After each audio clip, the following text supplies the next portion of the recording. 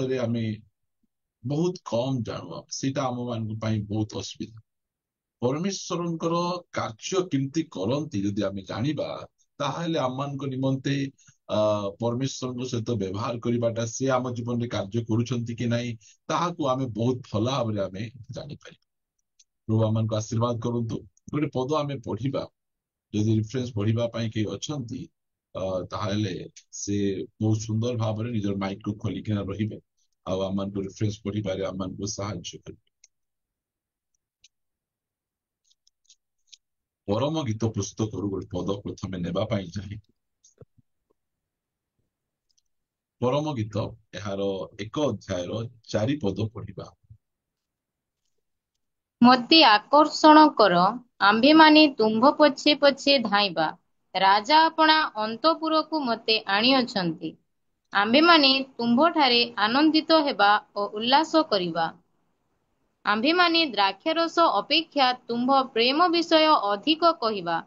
ଯଥାର୍ଥରେ ଲୋକେ ତୁମ୍ଭକୁ ପ୍ରେମ କରନ୍ତି। Okay, thank you. এই ସ୍ଥାନରେ ଗୋଟେ ସୁନ୍ଦର ପଦ ଗୀତ ରଚକ ସେ ଲେଖନ୍ତି, ମୋତେ ଆକର୍ଷଣ କର। ପରମେଶ୍ୱର କେମିତି କାମ କରନ୍ତି? ସେ ଆକର୍ଷଣ କରନ୍ତି। ଏଇଟା ହଉଛି ପରମେଶ୍ୱରଙ୍କର ଗୋଟିଏ ସୁନ୍ଦର ଗୁଣ। ଶୟତାନ ସେ ଜବରଦସ୍ତି କରେ, ଲୋକମାନେ ଆମ ଜୀବନରେ ଜବରଦସ୍ତି କରନ୍ତି, ଆମକୁ ଠେଲା ପେଲା କରନ୍ତି।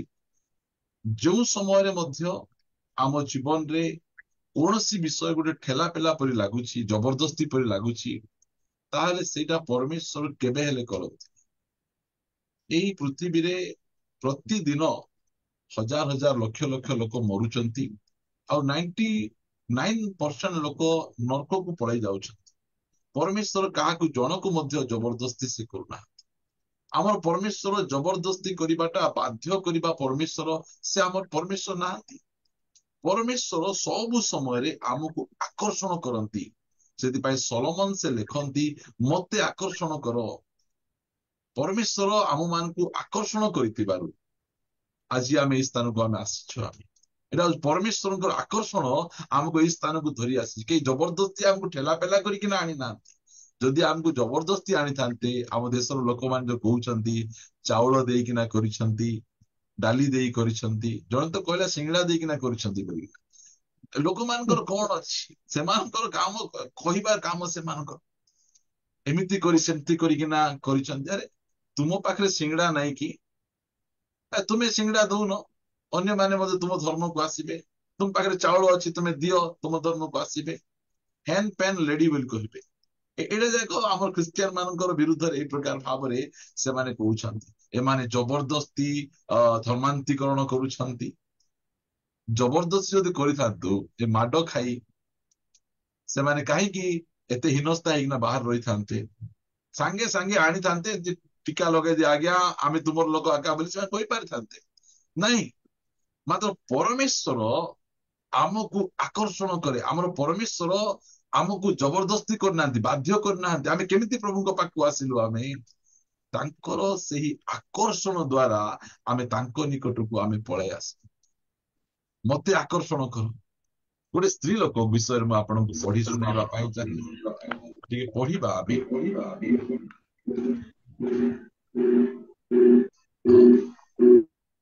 ମାଇକ୍ ଟିକେ ବନ୍ଦ କରିବେ। ଲୁକ 7 ଅଧ୍ୟାୟ ଏହାର 36 ପଦ ଟିକେ ପଢିବା ଆମେ।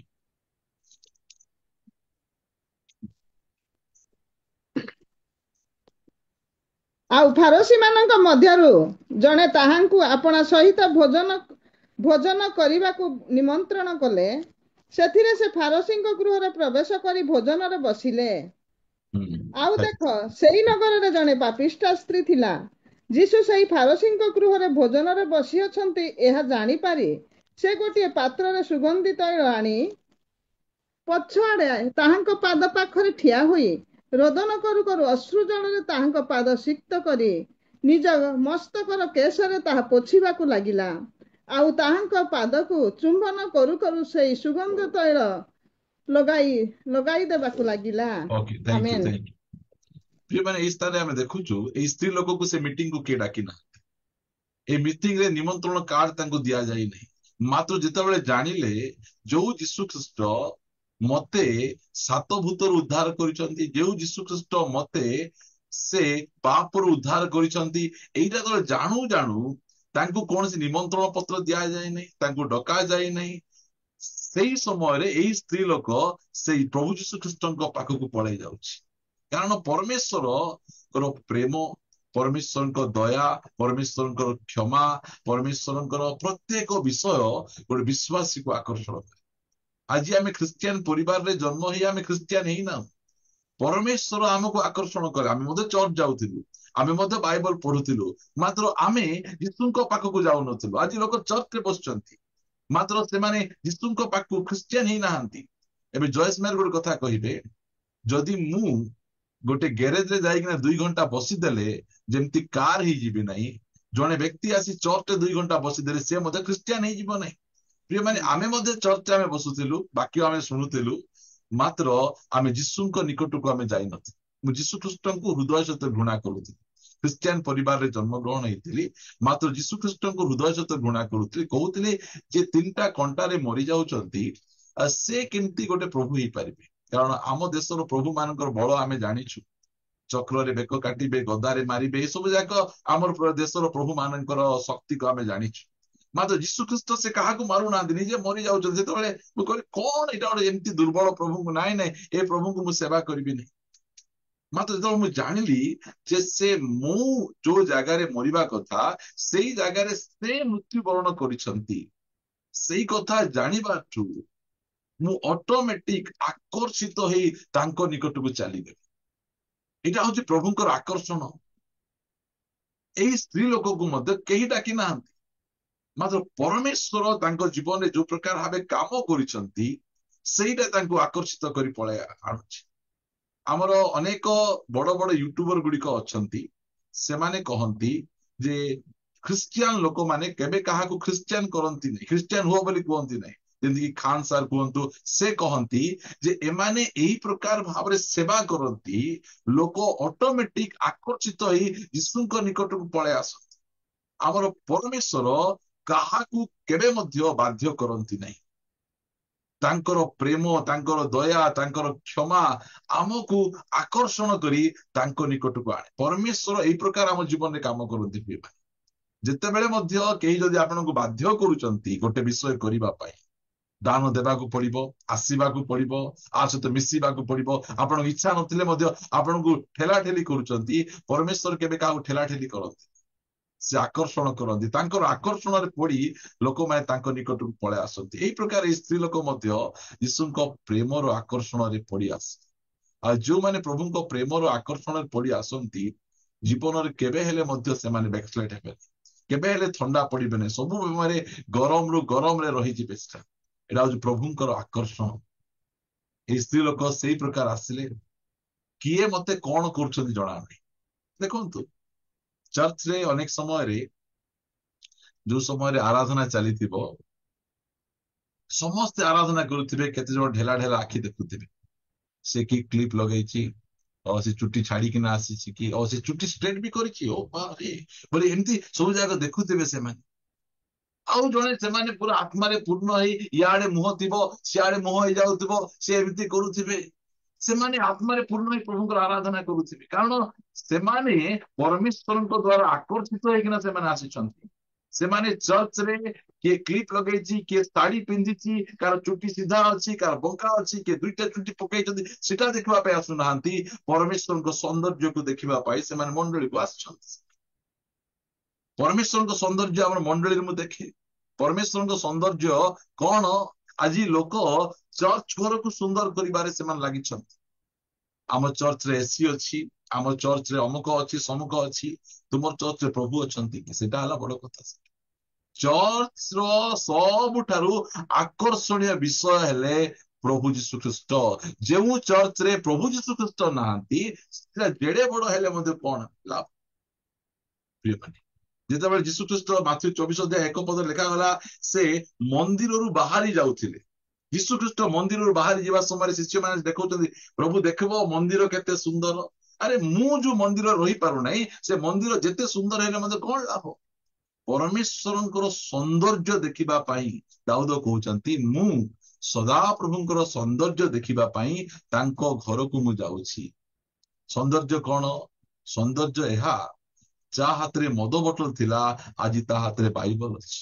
ଯାହା ହାତରେ ଜୁଆର ତାସ ଥିଲା ସେ ଆଜି ହାତ ଟେକି ପରମେଶ୍ୱରଙ୍କୁ ଆରାଧନା କରୁଛି।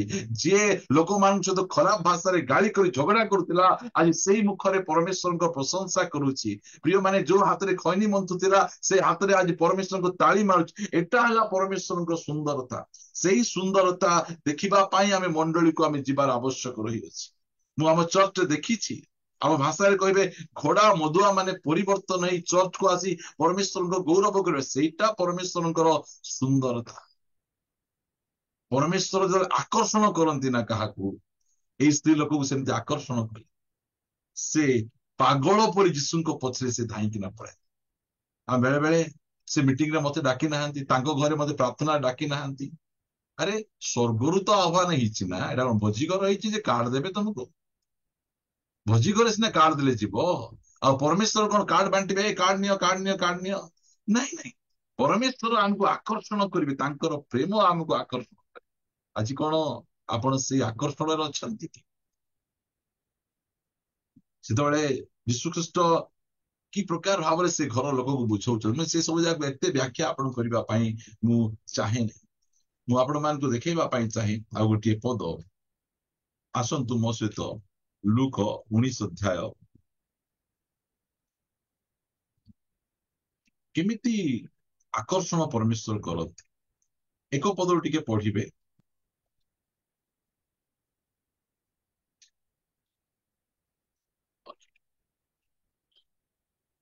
କିଏ ଗୋଟେ ପର୍ମାନେଣ୍ଟ ଲୋକ ପଢନ୍ତୁ। ପରେ ସେ ଜିରିହରେ ପ୍ରବେଶ କରି ତାହା ମଧ୍ୟ ଦେଇ ଯାଉଥିଲେ। ଆଉ ଦେଖ, ଜକିଓ ନାମରେ ଜଣେ ଲୋକ ଥିଲେ। ସେ ଜଣେ ପ୍ରଧାନ କରଗ୍ରାହୀ ଓ ଧନୀ ଲୋକ। କେତେ ଯୀଶୁ ବଢିଆ ତାଙ୍କ ବିଷୟରେ ଲେଖା ଯାଉଛି। ସେ ଜଣେ ପ୍ରଧାନ କରଗ୍ରାହୀ, ତା ସହିତ ଧନୀ ଲୋକ, ବଡ ଜବ କରୁଛନ୍ତି, ଆଉ ବହୁତ ଟଙ୍କା ତାଙ୍କ ପାଖରେ ରହିଅଛି। ମାତ୍ର ସେ ସବୁ ଗୁଡିକ ତାଙ୍କୁ ତୃପ୍ତ କରିପାରୁନି। ତା ପଛେ କଣ ଲେଖା ଯାଉଛି ତାଙ୍କ ବିଷୟରେ? ଯୀଶୁ କିଏ ତାହା ଦେଖିବାକୁ ସେ ଚେଷ୍ଟା କରୁଥିଲେ, କିନ୍ତୁ ଲୋକମାନଙ୍କର ଭିଡ ସକାଶୁ ଦେଖି ପାରୁନଥିଲେ, କାରଣ ସେ ବାଙ୍ଗରା ଥିଲେ। ଆଙ୍କୁ କିଏ ଡାକିଥିଲେ? ଆଙ୍କୁ କିଏ ଡାକିଥିଲେ? ପ୍ରିୟମାନେ, ଏଇଟା ଯୀଶୁଙ୍କ ପ୍ରେମ। ସେ ଶୁଣିଛନ୍ତି ମୁଁ ଜଣେ ଟ୍ୟାକ୍ସ କଲେକ୍ଟର, ଆଉ ଏଇ ଟ୍ୟାକ୍ସ କଲେକ୍ଟର ମାନଙ୍କୁ ଲୋକମାନେ ପାପୀ ବୋଲି ଘୃଣା କରୁଛନ୍ତି। ମାତ୍ର ଯୀଶୁଙ୍କ ବିଷୟରେ ଶୁଣିଛି, ଗୋଟେ ମାଥ୍ୟୁ ବୋଲି ଗୋଟେ ଟ୍ୟାକ୍ସ କଲେକ୍ଟରକୁ ସେ ଶିଷ୍ୟ କରିଛନ୍ତି, ତାଙ୍କ ସହିତ ରଖି ବୁଲାଉଛନ୍ତି। ତାଙ୍କୁ ଯଦି ଏତେ ପ୍ରେମ କରୁଛନ୍ତି ତାହେଲେ ମତେ ମଧ୍ୟ ନିହାତି ପ୍ରେମ କରିବେ। ଏଇଟା ଶୁଣି ସେ ଜଗିଛି। ଦିନେ ତାଙ୍କୁ କୁହାଗଲା ଯେ ଯୀଶୁ ଖ୍ରୀଷ୍ଟ ଏହି ଜିରିହ ଦେଇକିନା ଯାଉଛନ୍ତି। ସେଦିନ ଛୁଟି ନେଇ ବାଙ୍ଗରା ଜକିଓ ସେ ଯୀଶୁଙ୍କୁ ଭେଟିବା ପାଇଁ ଯାଉଛନ୍ତି। ପ୍ରିୟମାନେ, ଏଇଟା ହଉଛି ଯୀଶୁଙ୍କର ଆକର୍ଷଣ। ପରମେଶ୍ୱର ତାଙ୍କ ଲୋକମାନଙ୍କୁ ଆକର୍ଷଣ କରନ୍ତି, ଜବରଦସ୍ତି କରନ୍ତି ନାହିଁ, ବାଧ୍ୟ କରନ୍ତି ନାହିଁ, ଠେଲା ପେଲା କରନ୍ତି ନାହିଁ। ଏଇ ପ୍ରକାର ଆକର୍ଷିତ ହେଇ ଆସି ଆମେ ପ୍ରଭୁଙ୍କ ନିକଟକୁ ଆମେ ଆସିଛୁ। ଆମେ ସେଥିପାଇଁ ସୁଖ ଦୁଃଖ ରୋଗ କଷ୍ଟ ପ୍ରତ୍ୟେକ ପରିସ୍ଥିତିରେ ଆମେ ପ୍ରଭୁଙ୍କ ଠାରେ ଆମେ ସ୍ଥିର ହୋଇ ରହିଛୁ। ପରମେଶ୍ୱର ଏଇ ପ୍ରକାର ଭାବରେ ସେ କାମ କରନ୍ତି, ଆକର୍ଷଣ କରନ୍ତି। ମତେ ଆକର୍ଷଣ କର, ମୁଁ ତୁମ ନିକଟକୁ ଯିବି। ମତେ ଆକର୍ଷଣ କର, ମୁଁ ତୁମ ନିକଟକୁ ଯିବି ବୋଲି ଲେଖାଯାଏ। ଭଲ ଭାବରେ ପଢି ଲେଖାଯାଉଛି, ମତେ ଆକର୍ଷଣ କର, ତାହେଲେ ଆମ୍ଭେ ମାନେ ତୁମ ପଛରେ ଧାଇଁବା। ଯଦି ମତେ ତୁମେ ଆକର୍ଷଣ କଲେ ମୁଁ କଣ ଏକଲା ଯିବି? ମୋର ଭାଇକୁ ନେବି, ମୋ ବାପାକୁ ନେବି, ମୋ ଦାଦାକୁ ନେବି, ମୋ ଖୁଡିକୁ ନେବି, ସମସ୍ତଙ୍କୁ ମୁଁ ଧରିକିନା ତୁମ ପଛରେ ଯିବି। ଏଇ ଜକିଓ ସେଇ ପ୍ରକାର, ଯେତେବେଳେ ସେ ଦେଖି ପାରୁନାହିଁ। ଦେଖନ୍ତୁ, ଏଠି ଗୋଟେ କେତେ ସୁନ୍ଦର ଜକିଓଙ୍କ ବିଷୟରେ ଲେଖା ଯାଉଛି। ଦେଖିପାରିଲେ ନାହିଁ, ଚାରିପଦରେ, ଏଣୁ ସେ ଆଗକୁ ଦୌଡ଼ି ଯାଇ, କିଏ ଦୌଡୁଛନ୍ତି? ଗୋଟେ ତହସିଲଦାର, ଗୋଟେ କଲେକ୍ଟର ଲେଭେଲର ଲୋକ ଯୀଶୁଙ୍କ ସହିତ ସାକ୍ଷାତ କରିବା ପାଇଁ ଦୌଡୁଛନ୍ତି। ଏଇଟା ହେଲା ଭୋକ। ଏଇ ଭୋକ ଆମ ଜୀବନରେ ରହିବାର। ମୁଁ ଯୀଶୁଙ୍କୁ ଦେଖିବା ପାଇଁ ମୁଁ ଧାଇଁବି। ମୁଁ ଯୀଶୁଙ୍କୁ ଦେଖିବା ପାଇଁ ମୁଁ ଗଛରେ ମଧ୍ୟ ମୁଁ ଚଢିବି। ମତେ ଯେମିତି ହେଲେ ମୋ ଯୀଶୁ ଦରକାର ଏକା ମତେ। ପ୍ରିୟମାନେ, ଏଇଟା ପ୍ରଭୁଙ୍କର ସେ ଆକର୍ଷଣ। ପ୍ରଭୁ ଆମମାନଙ୍କୁ ସେଇ ପ୍ରକାର ଭାବରେ ସେ ଆକର୍ଷଣ କରନ୍ତି। ପରମେଶ୍ୱରଙ୍କର ଆକର୍ଷଣ ଯେତେବେଳେ ହେଇଯାଏ, ତାଙ୍କ ପ୍ରେମରେ ଆମେ ପଡିଯାଉ, ସେତେବେଳେ ଆମକୁ ବାଇବଲ ପଢ ବୋଲି କିଏ କହିବା ଦରକାର? ଯଦି ଗୋଟେ ଝିଅକୁ ଗୋଟେ ପୁଅକୁ ଗୋଟେ ଝିଅ ଯଦି ଲଭ ଲେଟର ଗୋଟେ ଦେଇଛି ଆଉ ସେ ପକେଟରେ ରଖିଛି, ସେ ପକେଟ ଥଣ୍ଡା ଥିବ କି ଗରମ ଥିବ? ହୁଁ, କେମିତି ଥିବ ସେ ପକେଟ? ସେ ପକେଟରେ ଥିବା ଚିଠିକୁ ପଢିବା ପାଇଁ ସେ ଛଟପଟ ହଉଥିବେ। କୋଉଠି ପଢିବି? ଘରେ ପଢିଲେ ଲୋକ ଦେଖିପାରେ, ଦାଣ୍ଡରେ ପଢିଲେ ହେଇଯିବ, ବାଥରୁମରେ ପଢିବି କି ବେଡରୁମରେ ପଢିବି କି? ଯେତେବେଳେ ତାଙ୍କର ସେ ଆକର୍ଷଣରେ ପଡିଯିବା, ଆମକୁ କିଏ ବାଇବଲ ପଢ, ପ୍ରାର୍ଥନା କର, ଉପବାସ କର, ଏସବୁ ଛାଡ ଆମକୁ କହିବା ଦରକାର ନାହିଁ। ଯଜ୍ଞକୁ ଦୌଡ ବୋଲି କହିଲେ କିଏ ନାହିଁ, ଯଜ୍ଞ ଗଛରେ ଚଢ ବୋଲି କହିଲେ କିଏ ନାହିଁ। ପରମେଶ୍ୱର କେମିତି କାମ କରନ୍ତି? ଆକର୍ଷଣ କରନ୍ତି। ତାଙ୍କ ପ୍ରେମ ଆମକୁ ଆକର୍ଷଣ କରିଛି, ତାଙ୍କର ଦୟା, ତାଙ୍କର କ୍ଷମା, ତାଙ୍କର ଯତ୍ନ ଆମକୁ ଆକର୍ଷଣ କରିବାରୁ ଆମେ ଯୀଶୁଙ୍କ ନିକଟକୁ ଆମେ ଆସିଛୁ। ପ୍ରିୟମାନେ, ପ୍ରଭୁ ଆମମାନଙ୍କୁ ଅନୁଗ୍ରହ କରନ୍ତୁ, ଦୟା କରନ୍ତୁ। ସେଥିପାଇଁ ଲେଖାଯାଏ, ଯଦି ପଢିବା ଆମେ ଯୋହନ 6:44 ଗୋଟେ କଥା ଲେଖା ଯାଉଛି। ମୁଁ କା ପଢିବିନି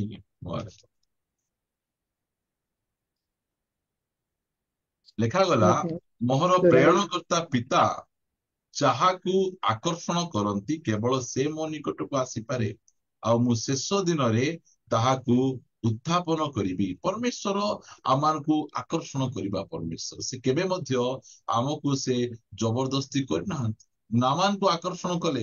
ନାମାନ ସେ ଗୋଟେ ବିଜାତି, ଗୋଟେ ସେ ସୋଲଜର ଗୋଟିଏ ସେ ଆର୍ମି କମାଣ୍ଡର, ସେ ପ୍ରଭୁଙ୍କ ପାଖକୁ ଧାଇଁକିନା ଆସୁଛି। କାହିଁକି? ପରମେଶ୍ୱରଙ୍କର ପ୍ରେମ, ପରମେଶ୍ୱରଙ୍କ ସୁସ୍ଥତା, ପରମେଶ୍ୱରଙ୍କ ବିଷୟ ଗୁଡିକ ଆକର୍ଷଣ କରେ।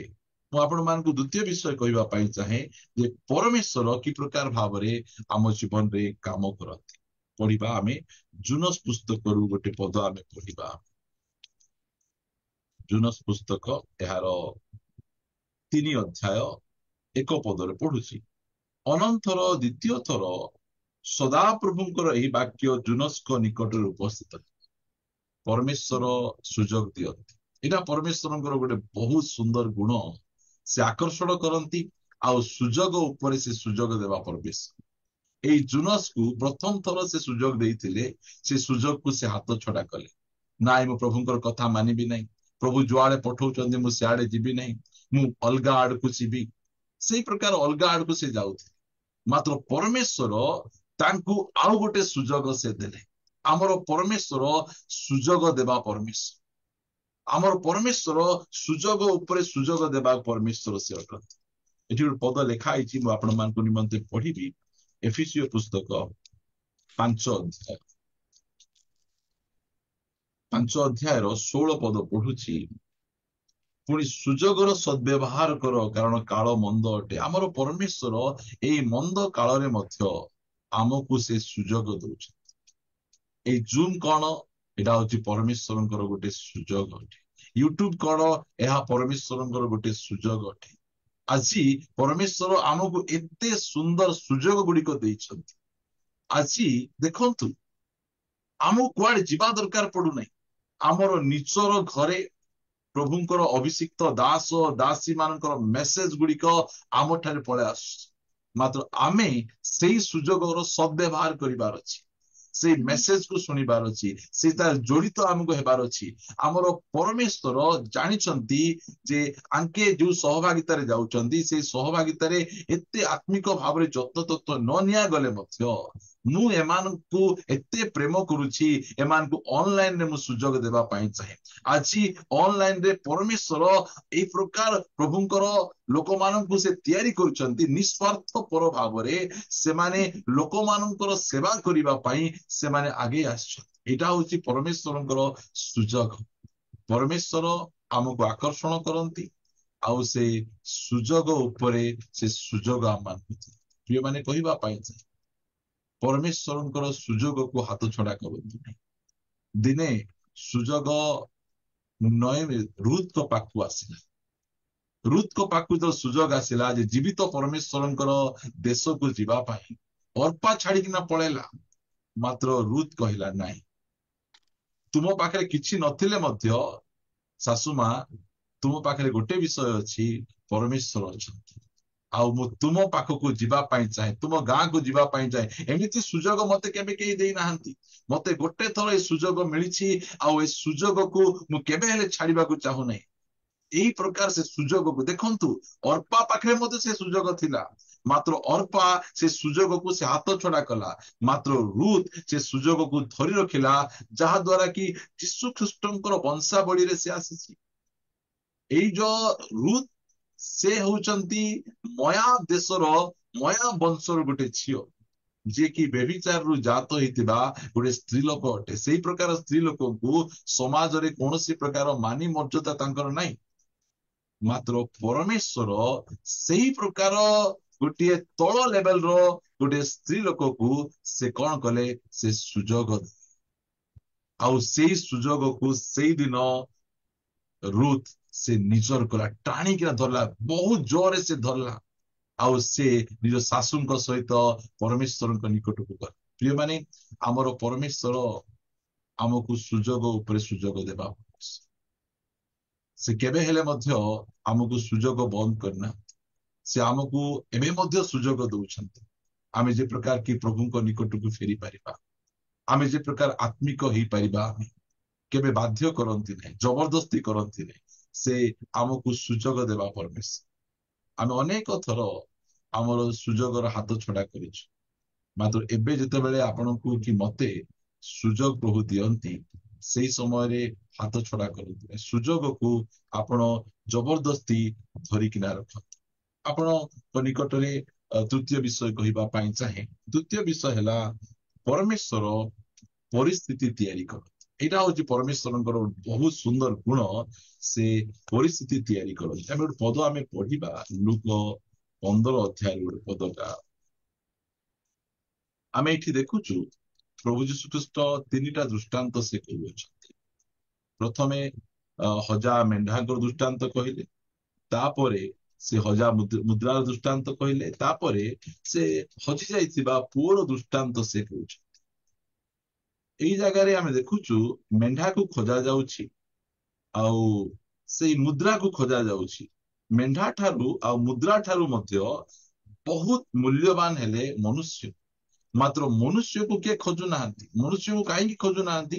କାରଣ ଏ ମନୁଷ୍ୟ ବିଦ୍ରୋହ କରି ବାପାଙ୍କ ଠାରୁ ସେ ଦୂରକୁ ଚାଲି ଯାଇଛି।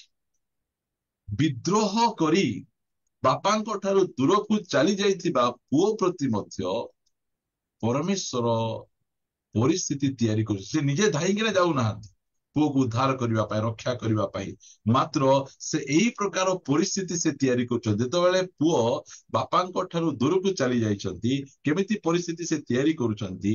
ଲେଖାଯାଉଛି ଯେ 13 ପଦରୁ, ଅଳ୍ପ ଦିନ ଉତ୍ତାରେ ସାନ ପୁଅ ସବୁ ଏକାଠି କରି ଦୂର ଦେଶକୁ ଚାଲିଗଲା, ଆଉ ସେଠାରେ କଦାଚାରରେ ଆପଣା ସମ୍ପତ୍ତି ଉଡେଇଦେଲା, ନଷ୍ଟ କରିଦେଲା। କଣ କରିଦେଲା? କଦାଚାରରେ ଆପଣା ସମ୍ପତ୍ତି ନଷ୍ଟ କରିଦେଲା। କଦାଚାରରେ ଆପଣା ସମ୍ପତ୍ତି ନଷ୍ଟ କରିବାର ଅର୍ଥ କଣ? ଯେଉଁ ସମ୍ପତ୍ତିରେ ପ୍ରଭୁଙ୍କର ଅଂଶ ନାହିଁ, ଆମେ ଦରମା ପାଉ, ଆଉ ସେଇ ଦରମାରେ ଆମେ ପ୍ରଭୁଙ୍କୁ ଆମେ କିଛି ଆମେ ଦଉନାହୁଁ।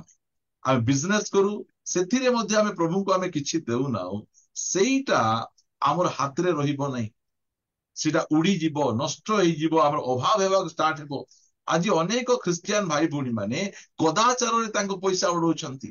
ତାଙ୍କର ଧନ ସମ୍ପତ୍ତିରେ କୌଣସି ପ୍ରକାର ଭାବରେ ପରମେଶ୍ୱରଙ୍କ ଅଂଶ ନାହିଁ। କଦାଚାର ଉଡେଇବାଟା କୋଉଟା? ଯୋଉଠି ପରମେଶ୍ୱରଙ୍କର ଭାଗ ନାହିଁ, ଆଉ ସେଇ କାମ ଆମେ କରୁଛୁ, ସେଟା କଦାଚାରରେ। ଏଇ ପୁଅ କଦାଚାରରେ ଯେତେବେଳେ ଉଡେଇବାକୁ ଲାଗିଲା, ଲେଖାଯାଉଛି କିନ୍ତୁ ସମସ୍ତ ଅପବ୍ୟୟ କଲା ପରେ ସେ ଦେଶରେ ଦୁର୍ଭିକ୍ଷ ପଡିବାରୁ ତାର ଅଭାବ ହେବାକୁ ଲାଗିଲା। ଅନ୍ୟମାନଙ୍କର ଅଭାବ ହଉନାହିଁ, ଆର କାହିଁକି ଅଭାବ ହଉଛି? ଦୁର୍ଭିକ୍ଷ ତ ସମସ୍ତଙ୍କ ପାଇଁ ପଡିଛି, ମାତ୍ର ଆମେ କାହିଁକି ଅଭାବ ଗୀତ ଆମେ ଗାଉଛୁ? ଚାକିରି କରିବା ଲୋକ 15 ତାରିଖରେ ଅଭାବର ଗୀତ, ଅଭାବ ଆଜ୍ଞା, ଅଭାବ ଆଜ୍ଞା, ଅଭାବ ଆଜ୍ଞା, ଏଇ ଗୀତ ଚାଲିଥିବ। ସେଟା ଅଭାବ ଗୀତ ଗୁଡିକ ଶୁଣି ଶୁଣିକିନା ଆମେ ଅଛୁ। ଆଉ ଆମେ ଆଉ କଣ କହିବୁ? ଆମେ ଜାଣୁଛୁ କଦାଚାରରେ ଉଡଉଛ ବାବୁ ତୁମେ। କଦାଚାରରେ ଯେତେବେଳେ ଆମେ ସମ୍ପତ୍ତିକୁ ଆମେ ଉଡେଇବାକୁ ଷ୍ଟାର୍ଟ କରିବୁ, ସେଇ ସମୟରେ ଗୋଟେ ଗୀତ, ଅଣ୍ଟୁ ନାହିଁ, ଅଣ୍ଟୁ ନାହିଁ, ଅଣ୍ଟୁ ନାହିଁ, ଅଣ୍ଟବ ନାହିଁ ତୁମ, କାହିଁକି ନା ତୁମେ କଦାଚାରରେ ଉଡେଇଛ। ଆମର ସମ୍ପତ୍ତିରେ ପରମେଶ୍ୱରଙ୍କର ଭାଗ ରହିବାର ଅଛି। ପ୍ରଭୁ ଯୀଶୁ ଖ୍ରୀଷ୍ଟ ଯେତେବେଳେ ଦାନ ବିଷୟରେ କହିଲେ ସେତେବେଳେ ସେ କହିଲେ ତୁମର ଦକ୍ଷିଣ ହସ୍ତ ଯାହା ଦେଉଅଛି ତୁମର ବାମ ହସ୍ତ ନ ଜାଣୁ। ଏହାର ଅର୍ଥ କଣ? ପୁରାତନ ନିୟମର ଯେତିକି ଯାକ ଅଫରିଂ ଥିଲା ଲେଫ୍ଟ ହ୍ୟାଣ୍ଡ ଅଫରିଂ ଥିଲା, ମାତ୍ର ନୂତନ ନିୟମର ରାଇଟ ହ୍ୟାଣ୍ଡ ଅଫରିଂ, ଆମେ ରାଇଟ ହ୍ୟାଣ୍ଡ ଅଫରିଂ ଆମେ ଦେବାର ଆବଶ୍ୟକ ରହିଅଛି। ଏଇ ପୁଅ ସେ ସବୁ ଧନ ସମ୍ପତ୍ତି ଧରିଲା, ମୋର ବହୁତ ଅଛି, ଆଉ ସେ କୌଣସି ପ୍ରକାର ଭାବରେ ବୁଣି ନାହିଁ, ବୁଣିଲା କି କୋଉଠି ମଧ୍ୟ ଯାଇକି ସବୁ ଯଦି ଆମେ ଖାଇବା ଆମେ କଣ ହେବ? ଆମର ଅଭାବ ଅଭାବ ଅଭାବ, ଆମର ଖ୍ରୀଷ୍ଟିଆନ ସମାଜର ଲୋକମାନଙ୍କର ଅଭାବ କାହିଁକି? ଆଜି ଦେଖନ୍ତୁ ଆମମାନଙ୍କର ସରକାରକୁ ଏବେ କୁହାଯାଉଛି ଭୋଟ ଚୋର ବୋଲି କୁହାଯାଉଛି। ଏବେ ଭୋଟ ଚୋର ସରକାର ବୋଲି କୁହାଯାଉଛି, ଚାରିଆଡେ ସେଇ ଚୋର ଚୋର ଚୋର ବୋଲି ଚାଲିଛି। ଆମ ଖ୍ରୀଷ୍ଟିଆନ ଲୋକମାନଙ୍କୁ ଅଫରିଂ ଚୋର ବୋଲି କୁହାଯାଉଛି। ସେମାନେ ସେଥିପାଇଁ ସେମାନଙ୍କର ଅଭାବ, ସେମାନଙ୍କର ଦାଣ୍ଡ ପିନ୍ଧା ଛାଡୁନାହିଁ। ସେମାନେ ଗୋଟେ ପରେ ଗୋଟେ ଅଭାବ ଅଭାବ ସେମାନଙ୍କର ରହୁଛି। ପ୍ରଭୁ ଆମମାନଙ୍କୁ ସାହାଯ୍ୟ କରନ୍ତୁ। ଆମେ କିଛି ଆମେ ନ ବୁଣିଲେ କୋଉଠି ଆମେ ଖାଇପାରିବା? ଏ ବାକ୍ୟକୁ ଏଠି ରଖିଲା ପରେ ଗୋଟେ ପଦଟା ଆପଣଙ୍କୁ ପଢେଇକିନା ଏଇ ଜାଗାକୁ ଆସିବା ପାଇଁ ଚାହେଁ। କରନ୍ତୀୟ ପୁସ୍ତକକୁ ଟିକେ ଆସିବା ଆମେ। ଦ୍ୱିତୀୟ କରନ୍ତୀୟ ପୁସ୍ତକ 9 ଅଧ୍ୟାୟରେ ଲେଖା ଯାଉଛି, ମୁଁ ଆପଣମାନଙ୍କ ନିମନ୍ତେ ଗୋଟେ ପଦ ପଢିବି, 10 ପଦ। ଆଉ ସେ ବୀଜ ବପନକାରୀକୁ ବୀଜ ଓ ଭୋଜନ ନିମନ୍ତେ ଆହାର ଦିଅନ୍ତି, ବୁଣିବା ନିମନ୍ତେ ସେ ତୁମମାନଙ୍କୁ ବୀଜ ଯୋଗାଇ ଦେବେ ଓ ତାହା ବଢେଇବେ, ପୁଣି ତୁମ୍ଭମାନଙ୍କର ଧାର୍ମିକତାର ଫଳ ବୃଦ୍ଧି ପାଇବ। କେତେ ସୁନ୍ଦର ଭାବେ ଲେଖା ଯାଉଛି। ଥରେ ଜଣେ ବାଳକ ପ୍ରଚାର କରୁ କରୁ ପଚାରିଲେ, କାହାର ଅଭାବ ହଉଛି ମତେ ଟିକେ କୁହ, ହାତ ଟେକ ବୋଲେ ଜଣେ ହାତ ଟେକିଲେ, ଆଜ୍ଞା ମୋର ବହୁତ ଅଭାବ ହଉଛି। ଠିକ ଅଛି, ଆଗକୁ ଆସ। ସେ କହି ଆଗକୁ ଆସିଲେ, ସେ ଗୋଟେ 100 ଟଙ୍କା ବାହାର କଲେ। ଏଇ ଯୋଉ 100 ଟଙ୍କା ଅଛି, ଏଇ ଯୋଉ 100 ଟଙ୍କା ଭିତରେ କଣ ଅଛି? ଏଇ 100 ଟଙ୍କା ଭିତରେ ବୀଜ ମଧ୍ୟ ଅଛି, ଆହାର ମଧ୍ୟ ଅଛି। ଏ ଲେଖା ଯାଉଛି ନା, ସେ ବୁଣିବା ପାଇଁ ତୁମ୍ଭମାନଙ୍କୁ ବୀଜ ଯୋଗାଇ ଦେବେ। ଏ 100 ଟଙ୍କା ଭିତରେ ବୀଜ ବି ଅଛି, ଆହାର ବି ଅଛି। ଯଦି ତୁମେ ବୀଜ ମଧ୍ୟ ଖାଇବ, ଆହାର ମଧ୍ୟ ଖାଇବ, ତୁମର ଅଭାବ ନହେଲେ କାହାର ଅଭାବ ହେବ? ଆଜି ଲୋକମାନେ ଅଛନ୍ତି ବୀଜ ମଧ୍ୟ ଖାଇ ଦଉଛନ୍ତି, ବୁଣିବାଟା ବିହନ ମଧ୍ୟ ଖାଇ ଦଉଛି। ଚାଷୀ ଯଦି ବିହନ ରଖିବ ନାହିଁ, ସବୁ ଯାକ ଖାଇଦେଇ ପେଟ ବଡ କରିଥିବ, ତାହେଲେ ତାର ଅସୁବିଧା କଣ ହେବ? ତାର ଅଭାବ ଦାଣ୍ଡ ପିଣ୍ଡା ଛାଡିବ ନାହିଁ। ତାଙ୍କ ଘରେ 15 ତାରିଖରେ 16 ତାରିଖରେ ଅଭାବ ଅଭାବ ଗୀତ ବାଜୁଥିବ ତାଙ୍କ ଘରେ। ପ୍ରିୟମାନେ, ଏଇ ପୁଅର ମଧ୍ୟ ଏତେ ଧନ ସମ୍ପତ୍ତି। ଆଜି ଆପଣ ମାନେ କହିବା ପାଇଁ ଆପଣ ବୁଣୁଛନ୍ତି ତ? ଯଦି ବୁଣୁ ନଥିବେ ତା ପଛେ ଦା ଧରିଯିବେ, ମୁଁ କାଟିବି। କାଟିବ କୋଉଠି ମିଳିବ? ତୁମେ ତ ବୁଣି ନାହ ତୁମେ ତ। ପ୍ରିୟମାନେ, ଏଇ ପୁଅ ଏତେ ଧନୀ ଘରର ପୁଅ, ସବୁ କଦାଚାରରେ ଉଡଉଛି ସେ। ପରମେଶ୍ୱର ଦେଖୁଛନ୍ତି, ଆମକୁ ଦେଖୁଛନ୍ତି, କିଛି କହୁନାହାନ୍ତି। ପ୍ରିୟ ପ୍ରଭୁଙ୍କ ଲୋକମାନେ, ଆମେ ଏଇ ବିଷୟରେ ସାବଧାନ ହେବାର ଅଛି। ସେ କଣ କଲେ? ସବୁ କଦାଚାରରେ ଉଡେଇଲା ପରେ ସେ ଦେଶରେ ଦୁର୍ଭିକ୍ଷ ପଡିଲା, ଆଉ ତାର ଅଭାବ ହେବାକୁ ଲାଗିଲା।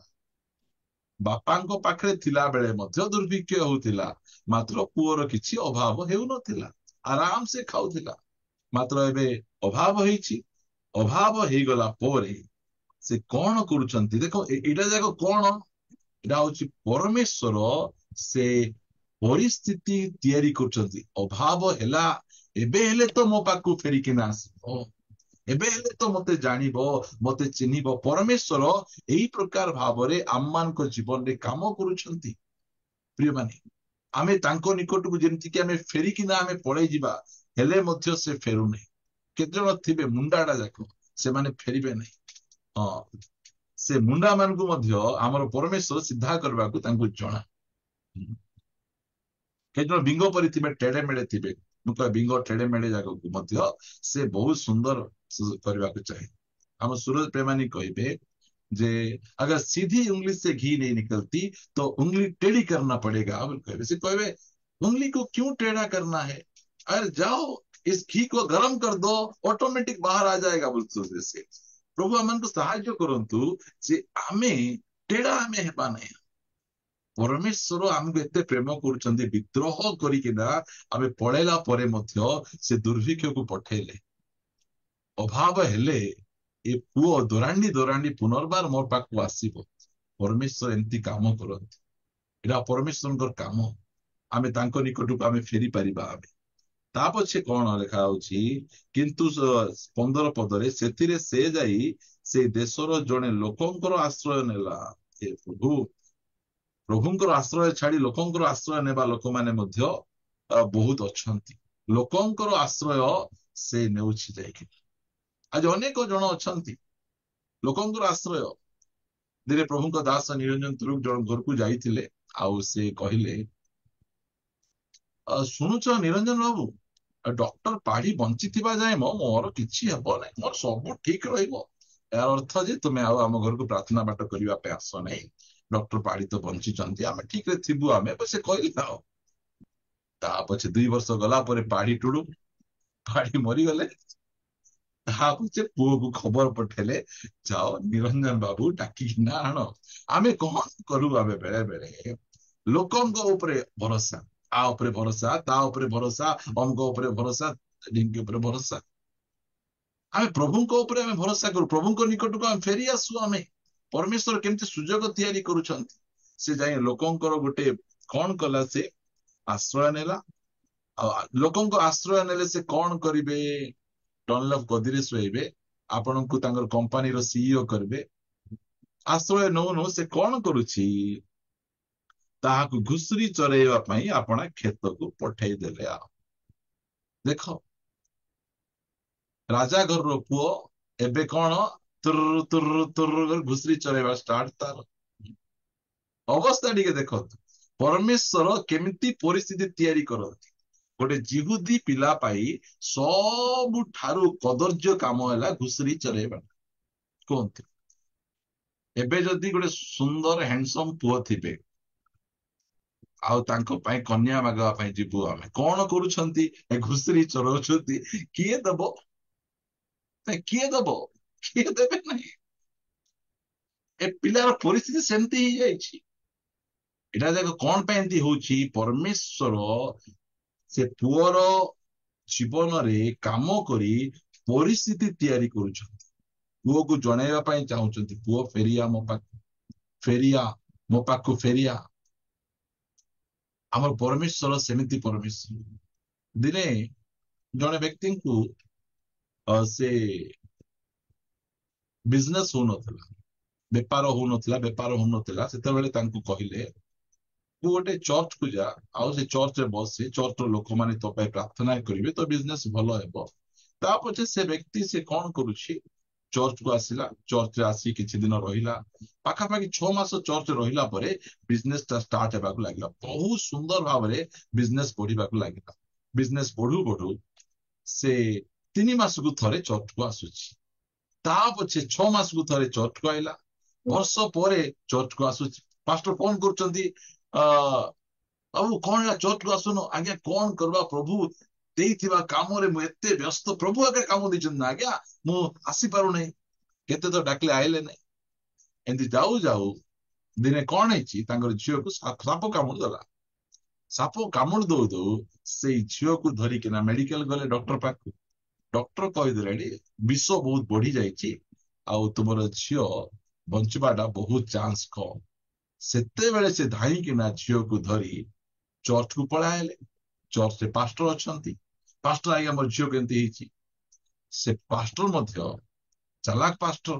ସେ ପ୍ରାର୍ଥନା କରୁଛନ୍ତି, ପ୍ରଭୁ ବର୍ଷ ବର୍ଷ ଧରି ଆମେ ଯାହା କରିପାରିଲୁ ନାହିଁ, ପ୍ରଭୁ ଏ ସାପ ତାହା କରିଦେଲା, ପ୍ରଭୁ ଧନ୍ୟବାଦ। କି ଭୟଙ୍କର! ବର୍ଷ ବର୍ଷ ଧରି ଡାକୁଥିଲେ, ପ୍ରାର୍ଥନା ବିଲକୁଲ ଆସୁନଥିଲା। ସାପ ଗଛ ଠାକିନା ମାରିବାରୁ ସେ ଚାଲି ଚାଲି ପଳେଇ ଆସୁଛି। ଆଉ କହିଲେ, ପ୍ରଭୁ ସେ ବୁଝିଗଲା, ପ୍ରଭୁ ସାପକୁ ଆଉ ପଠାଅ ନାହିଁ, ଦୟାକରି ନେଇଯାଅ। ବୋଲେ ବୁଝନ୍ତୁ, କିଏ କହିଲା ସାପ ଖରାପ ବୋଲି? ସାପ ବେଳେ ବେଳେ ଭଲ କାମ ମଧ୍ୟ କରନ୍ତି। ଆମେ ସେ ବୁଝିବାକୁ ପଡିବ। ଆମ ପରମେଶ୍ୱର ପରିସ୍ଥିତି ତିଆରି କରୁ। କେବେ ଆସୁନଥିବ ସେ, ଯେତେବେଳେ ଗୋଟେ ସାପ ପଠାଇବେ, ଠାକିନା ବାଜିଗଲେ, ହଁ ଯିବାର ଅଛି, ଯିବାର ଅଛି, ପଳାଇବେ ଲୋକମାନେ। ପରମେଶ୍ୱର ବୋଲେ ପରମେଶ୍ୱରଙ୍କ ପ୍ରେମ। ପ୍ରଭୁଙ୍କ ଦାସ ସୁରତ ପ୍ରେମାନୀ କହନ୍ତି, ଆମର ପରମେଶ୍ୱର ଆମକୁ ଏତେ ପ୍ରେମ କରୁଛନ୍ତି ଯେ ଆମକୁ ପାଇବା ପାଇଁ ଆମ ସହିତ ଲଢୁଛନ୍ତି। ସେ ଆମ ସହିତ ଲଢି ଲଢିକିନା ଆମକୁ ସେ ତାଙ୍କ ନିକଟକୁ ଆଣୁଛନ୍ତି। ଏଇଟା ପରମେଶ୍ୱରଙ୍କ ଖାସିୟତ। ସେଥିପାଇଁ ଆମର ପରମେଶ୍ୱର ସେ କି ପ୍ରକାର ଭାବରେ ଆମ ଜୀବନରେ ସେ କାମ କରୁଛନ୍ତି, ଆମେ ସେଇଟାକୁ ଆମେ ବୁଝିବା। ଆମେ ପ୍ରଥମେ ପରମେଶ୍ୱର ଆମକୁ ଆକର୍ଷଣ କରନ୍ତି, ତାଙ୍କର ପ୍ରେମ, ତାଙ୍କର ଦୟା, ତାଙ୍କର ଆଶୀର୍ବାଦ, ତାଙ୍କର କ୍ଷମା। ଆଜି ଅନେକ ଜଣ ପ୍ରଭୁଙ୍କ ପାଖକୁ କେମିତି ଆସିଲେ? ରୋଗ ହେଲା, ଦୁନିଆ ସାରା ବୁଲିଲେ, ସୁସ୍ଥ ହେଲେ ନାହିଁ, ଯୀଶୁଙ୍କ ପାଖକୁ ଆଇଲେ, ସୁସ୍ଥ ହେଲେ। ତାଙ୍କୁ ସେଇ ପ୍ରକାର ପରମେଶ୍ୱର ଆକର୍ଷଣ କରି ତାଙ୍କ ନିକଟକୁ ଧରିକିନା ଆସିଲେ। ଆଉ ଦ୍ୱିତୀୟରେ ପରମେଶ୍ୱର ସୁଯୋଗ ଦିଅନ୍ତି, ସୁଯୋଗ ଉପରେ ସୁଯୋଗ ଆମମାନଙ୍କୁ ଦିଅନ୍ତି। କହିବା ପାଇଁ ଚାହେଁ, ମନ୍ଦ ଜଗତରେ ସୁଯୋଗ କେବେ ହାତଛଡ଼ା କରନ୍ତି, କେବେ ହାତଛଡ଼ା କରନ୍ତି। ମୁଁ କେବେ ହାତଛଡ଼ା କରେ ନାହିଁ। ଏବେ ମୁଁ 6ଟା ବେଳେ ଗୋଟେ ଜୁମ୍ ନେଲି, ଆଉ ଜୁମ୍ ସାରୁ ସାରୁ ଆଉ ଗୋଟେ ଜୁମ୍ ମୁଁ ଏବେ ଆପଣ ମାନଙ୍କୁ ନଉଛି। ମୁଁ ମନା କରିପାରିଥାନ୍ତି, ମାତ୍ର କାଲି କିଏ ଦେଖିଛି? କାଲି କାଲବରେ ଡାକିବ କି ନ ଡାକିବ? ଆଜି ତ ଡାକିଛନ୍ତି, କହିଦେବା ଯାଇ କଣ ଅଛି। ହଁ, ତାପରେ ଯଦି ଆଉ କିଏ ଗୋଟେ ଡାକିଦେବେ, ଆସିବ କି ବୋଲି କହିଲେ, ହଁ ଯିବି ଆଜ୍ଞା, ମୁଁ ମନା କରିବି କି? ତା ପଛେ ଡାକିଲେ, ହଁ ମୁଁ ତ ପ୍ରାର୍ଥନା କରୁଛି, ମତେ ରବିବାର ଦିନ ମତେ 4ଟା ଚର୍ଚ୍ଚ ଦରକାର ଅଛି, ମୁଁ 2ଟା ଚର୍ଚ୍ଚକୁ ଯାଉଛି, ମତେ ଆଉ 2ଟା ଚର୍ଚ୍ଚ ଦରକାର। ରବିବାର ଦିନ ମତେ 4ଟା ମେସେଜ ମତେ ଦେବାର ଅଛି। ପୁରା ସକାଳେ ବାହାରିଲି, ଆମ ଚର୍ଚ୍ଚ ସାରିଲା, ତା ପଛେ ମୁଁ ଜଳଖିଆ ଖାଇବି, ମୋର ବ୍ରାଞ୍ଚ ଚର୍ଚ୍ଚକୁ ଯିବି, ସେଠି ଲଞ୍ଚ ଖାଇବି, ଆଉ ଗୋଟେ ଚର୍ଚ୍ଚକୁ ଯିବି, ସନ୍ଧ୍ୟା ଟିଫିନ ଖାଇବି, ରାତିରେ ଡିନର ଖାଇ ଘରକୁ ପଳେଇ ଆଇଲେ ତ ଆମର ଚାଉଳ ବଞ୍ଚିବ ନା ଆମର। ସେଥିପାଇଁ ଆମେ ସେଇ ସବୁ ଯାକ ଆମେ ମୋର ପ୍ରାର୍ଥନା ସେଇଟା। ପରମେଶ୍ୱର ଆମକୁ ବାକ୍ୟ ଦେଇଛନ୍ତି, ଆମର କାମ କଣ? ପ୍ରଚାର କରି କରି କରି କରି ଯିବା କଥା। ସମୁଦ୍ରର ପାଣି କୋଉଠି ସରିଯିବ ଯେ? ଯେତେ କର କଣ ଯାଉଛି ସେଇଟା? ପ୍ରଭୁଙ୍କର ଗୌରବ ହଉ ପ୍ରିୟମାନେ। ପରମେଶ୍ୱର ପରିସ୍ଥିତି ତିଆରି କରିବା ସମୟରେ ଆମେ ତାଙ୍କ ପାଖକୁ ପଳେଇ ଆସିବା କଥା। ସେ ପରିସ୍ଥିତି ତିଆରି କରିବା ପରମେଶ୍ୱର କି ପ୍ରକାର ନେଲା ପରେ, ଯେତେବେଳେ ସେ ଘୁଷୁରି ଖାଇବାଟା ଖାଉଛି, ଖାଇଲା ପରେ ସେ ଘୁଷୁରି ଆଉ ଏମାନେ 2 ଜଣ ମିଶିକିନା ଧାଉଁଛନ୍ତି, ଧାଉଁ ଧାଉଁ ଧାଉଁ ଘୁଷୁରି ମାନେ ଆଗରେ ଯାଇ ଖାଇ ଦଉଛନ୍ତି, ଆଉ ପାଉନାହିଁ। ଧନୀ ଘରର ପିଲା, ଆଉ ସେ ଏତେ ଧାଇଁ କୁଆଡେ ପାରିବ? ସେମିତି ହେଲା।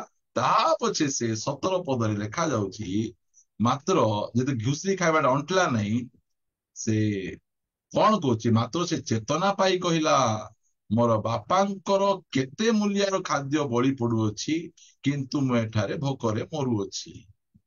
ଆଗରେ ମରି ଯାଇଥିଲା, ଏବେ ଚେତନା ପାଉଛି, ବୁଦ୍ଧି ଆସୁଛି। ବାପାଙ୍କ ପାଖରେ ରହିଲେ କେମିତି ସୁବିଧା। ମାନେ ପରମେଶ୍ୱର ଆମକୁ ଆକର୍ଷଣ କରନ୍ତି, ପରମେଶ୍ୱର ଆମକୁ ସୁଯୋଗ ଦିଅନ୍ତି, ଆଉ ପରମେଶ୍ୱର ପରିସ୍ଥିତି ତିଆରି କରନ୍ତି। ପରିସ୍ଥିତି ତିଆରି କଲା ପରେ ଆମର ଚାରିଆଡେ ଅନ୍ଧାର, ପ୍ରଭୁ ତମେ ଏକା ପ୍ରଭୁ, ଆଉ କିଏ ନାହାନ୍ତି। ଡକ୍ଟର ପାଢି ନାହାନ୍ତି କି ଦାସ ନାହାନ୍ତି, ପ୍ରଭୁ ତୁମେ ଏକା ଗୋଟେ ଜିହୋବା ରାଫା ଅଛ। ସେଇଟା କହି ଆମେ ପ୍ରଭୁଙ୍କ ପାଖକୁ ଆମେ ଖାଇକିନା ଆମେ ପଳେଇ ଆସୁ। ଆମର ପରମେଶ୍ୱର ସେମିତି ପରିସ୍ଥିତି ସେ ତିଆରି କରିବା ପରମେଶ୍ୱର। ବେଳେ ବେଳେ ପରିସ୍ଥିତି ଏମିତି ବିଗିଡି ଯାଏ, ଆମେ ଜାଣିବା କଥା ଏ ପରିସ୍ଥିତି ଏତେ କାହିଁ ବିଗିଡୁଛି। ଆମେ ଯେମିତିକି ତାଙ୍କ ନିକଟକୁ ଫେରିବା, ତାଙ୍କ ପାଖକୁ ଆସିବା, ତାଙ୍କ ସହିତ ଆମର ସମ୍ପର୍କକୁ ଆମେ ସଜାଡିବା। ସେଥିପାଇଁ ଆମ ଜୀବନରେ ଅଭାବ ମଧ୍ୟ ଆସେ, ରୋଗ ମଧ୍ୟ ଆସେ, ଆମ ଜୀବନରେ ବିଭିନ୍ନ ପ୍ରକାର ନିନ୍ଦା ତାଳନା ଗୁଡିକ ଆସେ, ଯେମିତିକି ଆମେ ତାଙ୍କ ନିକଟକୁ ଆମେ ଫେରିବା। ଏ ପିଲା ଫେରି ନଥାନ୍ତା ଯଦି ଏ ପୁଅର ଜୀବନରେ ସଫଳତା ଉପରେ ସଫଳତା, ସଫଳତା ଉପରେ ସଫଳତା ହେଇଥାନ୍ତା, କେବେ ହେଲେ ବାପାଙ୍କ ପାଖକୁ ଫେରି। ମାତ୍ର ତା ପଛେ ବାପାଙ୍କ ପାଖକୁ ସେ ଫେରୁଛି। ଆମର ପରମେଶ୍ୱର ସେ କଣ କରନ୍ତି? ପରିସ୍ଥିତି ତିଆରି କରନ୍ତି। ଆମେ ଜୁନସ୍ ପୁସ୍ତକ ଆମେ ପଢୁଥିଲୁ, ଆମେ ଦେଖନ୍ତୁ, ମୁଁ ସେଠୁ ମଧ୍ୟ ଗୋଟେ ପଦ ପଢିବି। ଦେଖ କେମିତି ପରମେଶ୍ୱର ସୁଯୋଗ ଆମ ମାନଙ୍କ ପାଇଁ ସେ ତିଆରି କରନ୍ତି। 1 ଅଧ୍ୟାୟର ଯଦି ଆମେ 3 ପଦରେ ପ୍ରଭୁ ଜୁନସକୁ କହିଲେ ତର୍ସିସକୁ ଯାଅ, ଆଉ ଜୁନସ୍ ପାଖରେ ପଇସା ଅଛି, ପଇସା ବାଲା ଭାବବାଦୀ, ତର୍ସିସକୁ ଯାଅ ବୋଲି କହିଲେ ସାଙ୍ଗେ ସାଙ୍ଗେ ଗଲା, ପଇସା ତ ଅଛି, ଟିକଟ କାଟିଦେଲା। ଟିକଟ ମଧ୍ୟ କାଟିଲା, ସିଟିଂ କାଟିଲା, ସ୍ଲିପର କାଟି ଦେଇଛି। ସେ କାଟି ଦେଇକିନା ଯାଏ, ଆରାମ ସେ ଶୋଉଛି, ପଇସା ଅଛି ମୋ ପାଖରେ, ଆରାମ ସେ ଯାଇକିନା ସ୍ଲିପର ଟିକଟ କାଟି ଦେଇକି ପୁରା ଶୋଇ ପଡିଛି। ସେ କଣ ଆମକୁ ପାଷ୍ଟର ମାନଙ୍କ ପଇସା ହେଲେ ଆମର କଣ ଭୟଙ୍କର, ଡେଲି ଆମେ ବିରିୟାନୀ ଆମେ ଖାଇବୁ, ଆକୁ ଆମେ କଣ ଲୋକ। ସେମିତି ହେଇଯାଇଛି। ଆଉ ତୁମେ ମତେ ଯାଅ ନିନିବିକୁ ଯାଅ କହୁଛ, ମୁଁ ଯିବି ନାହିଁ, ମୁଁ ତର୍ସିସକୁ ଯିବି। ଆମେ ସେମିତି ଏକା ଥିଲୁ, ଆଉ ସେଇ ପ୍ରକାର ଲୋକ ଆମେ ଥିଲୁ। ମାତ୍ର ପରମେଶ୍ୱର ତର୍ସିସକୁ ଯିବା ବେଳେ ଛାଡିଦେଲେ ନାହିଁ। ସେ କଣ କରୁଛନ୍ତି 4 ପଦରେ, ମାତ୍ର ସଦାପ୍ରଭୁ ସମୁଦ୍ରକୁ ପ୍ରଚଣ୍ଡ ବାୟୁ ପ୍ରେରଣ କଲେ। ଆପଣଙ୍କ ଜୀବନରେ କେବେ ହେଇଛି କି ପ୍ରଚଣ୍ଡ ବାୟୁ?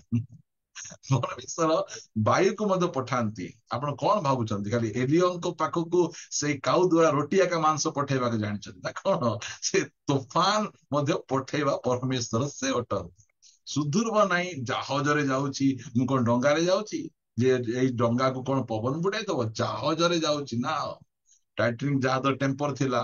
ପରମେଶ୍ୱର ଆସିଲେ ମଧ୍ୟ ଏ ଜାହାଜକୁ ଭାଙ୍ଗି ପାରିବେ ନାହିଁ, ଭାଙ୍ଗି ପାରିବେନି।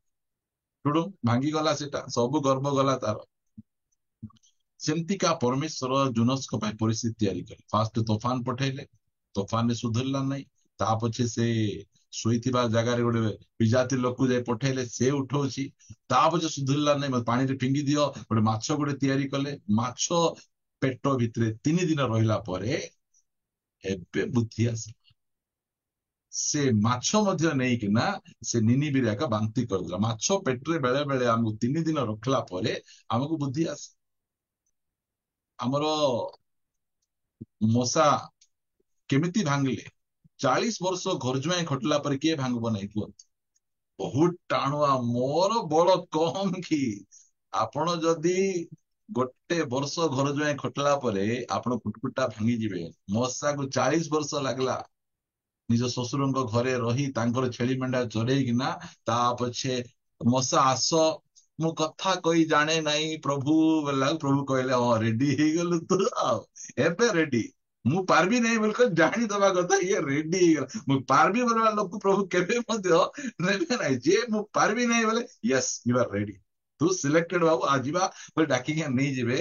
ସେ ନ ପାରବା ଲୋକ ଗୋଟେ ବାଡି ଧରି ଦୁନିଆର ଗୋଟେ ବଡ ରାଜାକୁ ବସଉଛି ଉଠଉଛି, ବସଉଛି ଉଠଉଛି। ଦିନ ରାଜା ଟେମ୍ପର କାଢି ଘରେ ବିରିୟାନୀ ଖାଉଥିଲା। ବିରିୟାନୀ ଖାଉ ଖାଉ ସେ ବିରିୟାନୀ ଖାଇବା ବେଙ୍ଗ ମଧ୍ୟ ପଳାଇଲେ। ସବୁ ବେଙ୍ଗ ଆସି ଆମକୁ ଦିଅ, ଆମକୁ ଦିଅ, ଆମକୁ ଦିଅ। କି ଅବସ୍ଥା ତାଙ୍କର! ସେଥିପାଇଁ ପରମେଶ୍ୱର ଯାହାକୁ ଭାଙ୍ଗିଛନ୍ତି ସେ ବ୍ୟକ୍ତି ବହୁତ ଶକ୍ତିଶାଳୀ, ବହୁତ ପାୱାରଫୁଲ। ଗୋଟେ ସାଧାରଣ ବାଡି ଧରିକିନା ମିଶ୍ର ଦେଶକୁ ହଲେଇ ଦେବା ଲୋକ ବୋଲେ କଣ ଲୋକ କି ସେ? ପରମେଶ୍ୱର ସେ ପରିସ୍ଥିତି ତିଆରି କରନ୍ତି। ଆଜି ଆମେ ଯେତେବେଳେ ପରମେଶ୍ୱରଙ୍କ ଇଚ୍ଛାରୁ ଟିକେ ସିଆଡକୁ ପଳେଇ ଯିବା ସମୟରେ ଆମ ଜୀବନରେ ତୋଫାନ ପଠାନ୍ତି, ମାଛ ପଠାନ୍ତି, ଆମ ଜୀବନରେ ବିଭିନ୍ନ ପ୍ରକାର ପରିସ୍ଥିତି ପଠାନ୍ତି, ଯେମିତି କି ଆମେ ସୁଧୁରି ଯିବା। ଆମର ପରମେଶ୍ୱର ସେତେ ଭୟଙ୍କର ପରମେଶ୍ୱର। ଆଉ ପରମେଶ୍ୱର କେମିତି କାମ କରନ୍ତି? ମୋ ସହିତ ଭାଇ ସରି ହେଲାଣି କି ଟାଇମ?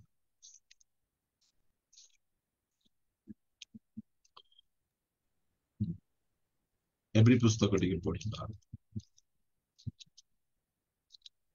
12 ଅଧ୍ୟାୟ, ଏଭ୍ରି ପୁସ୍ତକ 12 ଅଧ୍ୟାୟ। ପରମେଶ୍ୱର କେମିତି କାମ କରନ୍ତି ଟିକେ ଏଇଟା ଆମେ ଦେଖିବା। 5 ପଦରୁ ପଢୁଛି। ଆଉ ପୁତ୍ର ମାନଙ୍କ ପରି ତୁମ୍ଭମାନଙ୍କ ପ୍ରତି ଉକ୍ତ ଏହି ଉତ୍ସାହ ବାକ୍ୟ ଭୁଲିଅଛ। କୋଉ ଉତ୍ସାହ ବାକ୍ୟ?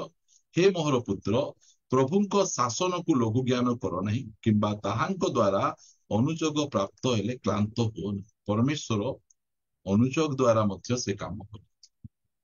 ଏଇଟା ହଉଛି ଏଇ ପ୍ରକାର ଗୋଟେ ବିଷୟ, ଯୋଉ ବିଷୟକୁ କି ଆଜି ଖ୍ରୀଷ୍ଟିଆନ ସମାଜ ଟୋଟାଲି ରିଜେକ୍ଟ କରିଛି। ଆଜି ଖ୍ରୀଷ୍ଟିଆନ ଲୋକମାନେ ଏତେ ଏନଏଟେଡ ନଥିବାର ମୁଖ୍ୟ କାରଣ, ଯେତେବେଳେ ଯେତେବେଳେ ତାଙ୍କୁ ଅନୁଯୋଗ କରାଗଲା ସେମାନେ ସେ ଅନୁଯୋଗରେ ମନୋଯୋଗ କଲେ। ଦାଉଦ ଏଡେ ବଡ ରାଜା ଭୁଲ କାମ କଲେ, ବ୍ୟଭିଚାର ପାପ କରୁ କରୁ ପରମେଶ୍ୱର ନାଥନକୁ ପଠେଇଲେ। ନାଥନ ଆସି ଏମିତି ଅନୁଯୋଗ କଲେ, ରାଜା ସିଂହାସନରୁ ତଳକୁ ଓହ୍ଲେଇକିନା ସେ ଉପବାସ କରି ପ୍ରଭୁଙ୍କ ନିକଟକୁ ପଳେଇ ଆସେ। ମାତ୍ର ସଲୋମନକୁ ଅନୁଯୋଗ କରିବା ପାଇଁ କେହି ନଥିଲେ। ସଲୋମନ ଚାରିଆଡେ ଦ୍ୱାର ବନ୍ଦ କରିଦେଇଥିଲେ। ସଲୋମନ ଭୁଲ ଉପରେ ଭୁଲ, ଭୁଲ ଉପରେ ଭୁଲ, ଭୁଲ ଉପରେ ଭୁଲ, ଭୁଲ ଉପରେ ଭୁଲ କଲେ, ମାତ୍ର କେହି ଜଣେ ମଧ୍ୟ ଅନୁଯୋଗ କରିବା ପାଇଁ ଗଲେ।